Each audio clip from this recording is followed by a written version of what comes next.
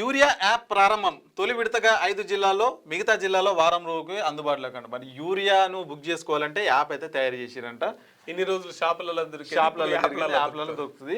దీన్ని ఉద్దేశించి కేటీఆర్ ఏమన్నాడంటే మరి ఎందుకు తీసుకొచ్చిరు ఇదంటే యూరియా యాప్ ఉందనుకో అందరు ఇంటికాన్నే ఉండి బుక్ చేసుకుంటారు.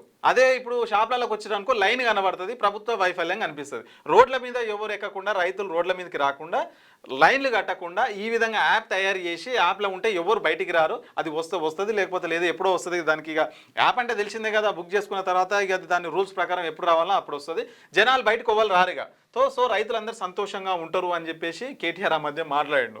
అయితే దీంట్లో ఏంటంటే నువ్వు ఒకసారి బుక్ చేసినావు అనుకో, వారం రోజులలో రావాలి. పుచ్చుకున్న రాలేదనుకో మళ్ళీ నువ్వు 3 వారాల దాకా బుక్ చేసుకునే అధికారం నీకు ఉండదు. ఇవన్నీ ఉంటాయి కదా, ఉండదు. ఇక నువ్వు నీ పంట ఎండిపోని, నీ పంట ఆగంగాని ఇక రోడ్ల మీదకి వచ్చేది లేదు, షాపుల దగ్గర లైన్ కట్టేది లేదు.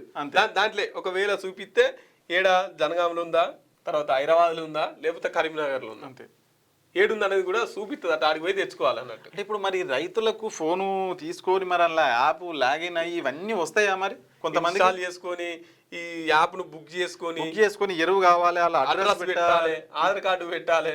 ఇప్పుడు దీంతో ఇంకో కొత్త ఏంటంటే ఇప్పుడు ఎవరిదైతే భూమి ఉన్నదో వాళ్ళది ఆధార్ కార్డు కావాలి. కౌలు రైతులకు ఇది మళ్ళీ చాలా ఇబ్బంది అవుతుంది. సో కౌలు రైతులకు మళ్ళా మీ ఓనర్ను బదిలాడాలి. ఆ ఎక్కడో ఉంటాడు, బుక్ చేయమంటే బుక్ చేయడు. ఆ యాప్ వాళ్ళకు తీసుకోవడానికి కూడా ఇష్టం ఉండదు ఆయనకు. సో ఏంది కథ అంతా?